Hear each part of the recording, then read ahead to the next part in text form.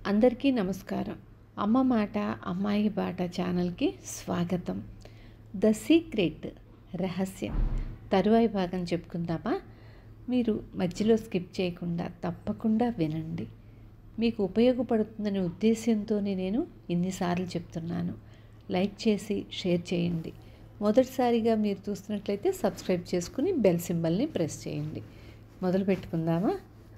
Bob Doyle ఆకర్షణ సిద్ధాంతం యొక్క అధ్యయనం ఆచరణను బట్టి తెలుస్తుంది. ఏమిటంటే, ఆకర్షణ సిద్ధాంతం వల్ల ఇప్పుడు ఉందని అనుకోవడం ఆ వస్తువును పొందడానికి దోహదం చేస్తుందని. కారును టెస్ట్ డ్రైవ్ చేయడానికి వెళ్ళండి. ఆ ఇంటిని కొనండి. ఇంట్లో చేరండి. మీరేం చెయ్యాలనుకున్నా అది ఇప్పుడు మీ వద్ద ఉందనే అనుభూతికి లోనవ్వండి. అవన్నీ గుర్తుంచుకోండి. అవి సాధించడానికి మీరేం చేసినా అది వాటికి ఆకర్షణ శక్తిగా సాయపడుతుంది. మీ వద్ద ఉన్నట్లుగా భావించగలిగితే, ఇంతకు ముందే మీ వద్ద ఉందని నిజంగా మీరు ఆ అనుభూతికి లోనై ఉంటే, మీరది అందుకున్నారని నమ్మితే మీకది లభ్యమవుతుంది. బాబ్ డాయల్ అది ఎటువంటిదంటే, మీకు మెలకువ వచ్చింది. అది మీ ముందు సాకారమై ఉంది. అదలా కనిపించింది అంతే. లేదా అలా ఒకటి జరగవచ్చనే ఆలోచనకు కొంత ప్రేరణ ఏర్పడింది. అయితే మీరలా అనకూడదు. అరే, నేనిలా చేసి ఉండవలసింది, కానీ అలా జరగడం అంటే నాకు నచ్చదు అని. అలా కానీ మీరు అనుకున్నారంటే మీరు సరైన దారిలో వెళ్ళడం లేదన్న మాట. క్రియాత్మక చర్య అనేది ఒక్కోసారి అవసరమవుతుంది. అయితే ఈ ప్రపంచం మీకు ఇవ్వాలని అనుకున్న మార్గాన్నే మీరు అనుసరించాలి. అప్పుడే మీకు ఆనందానుభూతి కలుగుతుంది. మీరు అంత సజీవ శక్తితో ఉన్న అనుభూతిని పొందుతారు. సమయం ఒక్కసారి ఆగిపోయినట్లవుతుంది. అలా మీరు రోజంతా ఉండిపోగలుగుతారు. చర్య అనేది కొంతమంది విషయంలో పని అని అనిపిస్తుంది, కానీ ప్రేరణతో కూడిన చర్య అసలు పనిలాగే అనిపించదు. ప్రేరణతో కూడిన చర్యకు మధ్య గల తేడా ఏమిటంటే, ప్రేరణతో కూడిన చర్య అనేది మీరు అందుకోవడానికి సంసిద్ధం కావడం, కానీ మీరు అందుకు ప్రయత్నించడం, అలా జరిగేలా చేయడం అంటే మీరు వెనకడుగు వేసినట్లే.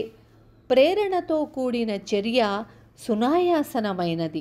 అది మిమ్మల్ని అద్భుతానుభూతికి లోనయ్యేలా చేయడానికి కారణం మీరు అందుకుంటున్న అనుభూతిలో ఉండటమే. జీవితాన్ని వేగంగా ప్రవహిస్తున్న నదిగా మీరు ఊహించండి. ఏదైనా జరిగేలా చేయడానికి మీరు ప్రయత్నిస్తున్నప్పుడు మీరు నదీ ప్రవాహానికి ఎదురీదినట్లు అనిపిస్తుంది. అది మీకు కష్టతరంగానూ పోరాటంలాగానూ ఉంటుంది. అదే మీరు ఈ విశ్వాన్నుంచి అందుకునే పరిస్థితుల్లో ఉన్నప్పుడు మీరు నదీ ప్రవాహంతో పాటు వెళ్తున్నట్లు ఉంటుంది. అది మీకు సునాయాసంగా ఉంటుంది. అదే ప్రేరణాత్మక చర్యకు గల అనుభూతి. అదే మిమ్మల్ని ప్రపంచానికి, జీవితానికి అనుగుణంగా నడిపిస్తుంది. కొన్ని సందర్భాలలో మీరు క్రియాత్మక చర్యలో ఉన్నట్లు కూడా మీకు తెలియదు. మీరది అందుకునే అంతవరకు. ఎందుకంటే ఆ చర్య అంత శ్రేయస్కరమైనదిగా ఉంటుంది. అప్పుడు మీరు వెనక్కి తిరిగి చూస్తే ఈ ప్రపంచం మీరు కోరుకున్న దాన్ని ఎలా అనుసరించింది, దాన్ని మీ వద్దకు ఎలా తీసుకువచ్చింది, ఆ స్వరూప స్వభావాలన్నీ గమనించగలుగుతారు. డాక్టర్ జో విటాల్. ప్రపంచం వేగాన్ని ఇష్టపడుతుంది. ఆలస్యం చెయ్యకండి. ఏది రెండోసారి ఊహించకండి, సందేహించకండి. ఒక అవకాశం అనేది ఉన్నప్పుడు, దాన్ని అందుకోవాలనే దుడుకుతనం ఉన్నప్పుడు, దూసుకుపోవాలనే చొరవ మిమ్మల్ని ముందుకు నడిపించినప్పుడు రంగంలోకి దిగండి. అదే మీరు చెయ్యవలసిన పని. మీరు కేవలం ఆ పని మాత్రమే చెయ్యాలి. మీ ప్రవృత్తిని నమ్మండి. ఈ ప్రపంచమే మీకు స్ఫూర్తిని కలిగిస్తోంది. మీరు అందుకునే తరంగాలపై ఈ ప్రపంచమే తన భావాలను మీకు అందిస్తోంది. మీకు ప్రవృత్తి లేదా ప్రవృత్తిని అనుసరించిన అనుభూతి ఉంటే దాన్నే మీరు అనుసరించండి. అప్పుడు ఈ ప్రపంచం కూడా మీరు కోరుకునే దాన్ని అందుకునే విధంగా ఆకర్షణ శక్తిగా మిమ్మల్ని ముందుకు నడిపిస్తుంది. బాబ్ ఫ్రాక్టర్. మీరు కోరుకునే ప్రతి దాన్ని మీరు ఆకర్షిస్తారు. మీకు డబ్బు అవసరమైతే మీరు దాన్ని ఆకర్షిస్తారు.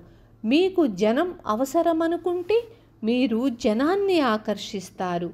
మీకేదైనా పుస్తకం అవసరమైతే మీరు ఆ పుస్తకాన్ని ఆకర్షిస్తారు. మీరు దేనికి ఆకర్షితులైతే దాని పట్ల మీకు తప్పనిసరిగా శ్రద్ధ ఉండాలి. ఎందుకంటే మీరు కోరుకునే అంశం, ఆకృతులు లేదా రూపాలు మీలో ఉంటాయి. వాటికి మీరు ఆకర్షితులవుతారు. అలాగే మీ ఆకర్షణకు అవి లోనవుతాయి. అయితే అవి నిజంగా మీ ద్వారానే భౌతిక రూపాన్ని సంతరించుకుంటాయి. అలా జరగడం అనేది న్యాయసూత్రం. మీరు ఓ అయస్కాంతమని అన్నిటినీ ఆకర్షిస్తారని గుర్తుంచుకోండి. మీరు ఏం కోరుకుంటున్నారనేది మీ మనసులో స్పష్టంగా ఉంటే మీరు అయస్కాంత శక్తిగా మారి వాటిని ఆకర్షిస్తారు. అందుకు బదులుగా మీరు కోరుకునే వస్తువులు మిమ్మల్ని ఆకర్షిస్తాయి. మీరు ఎంతగా ఈ పద్ధతిని అభ్యసిస్తే అంతగా ఈ ఆకర్షణ సిద్ధాంతం మీరు కోరుకున్న వాటిని మీకు సన్నిహితం చేస్తుంది. మీరు గొప్ప అయస్కాంతంగా మారతారు. ఎలాగా అంటే విశ్వాసం, నమ్మకం, జ్ఞానం అనే శక్తులు మీకు తోడవుతాయి. Michael Bernard బెక్విత్. మీరు శూన్యం నుంచే ప్రారంభించవచ్చు. ఆ శూన్యం, ఆ మార్గరాహిత్యం నుంచి ఓ మార్గం తయారవుతుంది. మీకు కావలసిందల్లా మీరు అనుకున్నవి జరిగేలా ఆలోచించే మీ సామర్థ్యం. మానవజాతి చరిత్ర అన్ని దశల్లోనూ కనుగొన్నది. సృష్టించబడిన ప్రతి అంశము ఒక ఆలోచనతోనే మొదలయ్యింది. ఆ ఆలోచన నుంచి ఒక మార్గం తయారయ్యింది. అది కనిపించని దశ నుంచి కనిపించే దిశగా రూపాంతరం చెందింది. విన్నారు కదా? ఒక్కసారి నా కోసం ఒక్కసారి ఆలోచించండి. మీకోసం ఎందుకు ఆలోచించాలి అనుకోవద్దు. ఎందుకు అంటే తప్పకుండా మనకి మంచి జరుగుతుంది కాబట్టి.